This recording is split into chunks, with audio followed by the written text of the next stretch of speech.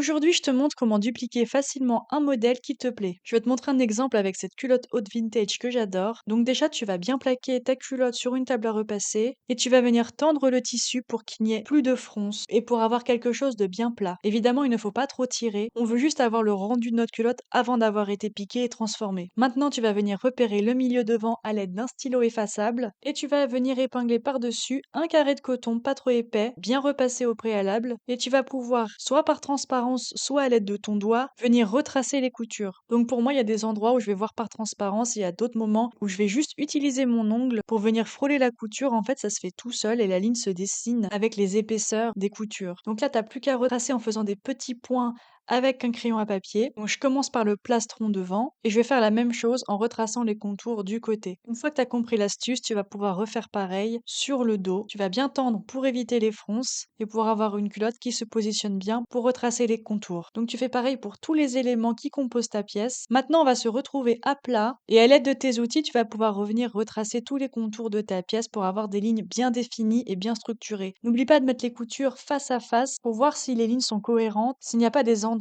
à retracer ou à rectifier, si t'as pas des formes un peu bizarres. Donc ça se voit plus à plat. Et pour la dernière étape, tu vas venir, à l'aide d'une petite roulette, retracer toutes tes formes au propre sur une feuille à papier ou une feuille cartonnée par exemple pour avoir vraiment un patron qui va durer dans le temps. Évidemment, fais seulement les moitiés, comme ça tu as un patron qui est parfaitement symétrique. Utilise les perroquets et les pistolets pour avoir des lignes vraiment harmonieuses. N'oublie pas de vérifier toutes tes coutures pour voir si les mesures sont bien cohérentes et s'il n'y a pas des petits endroits à ajuster. Et voilà, tu n'as plus qu'à rajouter tes valeurs de couture en fonction des finitions que tu veux faire et venir couper ton nouveau tissu qui a les mêmes propriétés que le tissu de base, ça c'est vraiment important. Évidemment, si tu veux des explications plus approfondies, note en commentaire patron et je t'envoie gratuitement la version longue de ce tutoriel qui est super important et qui peut t'aider à relever tous les patrons des modèles qui te plaisent.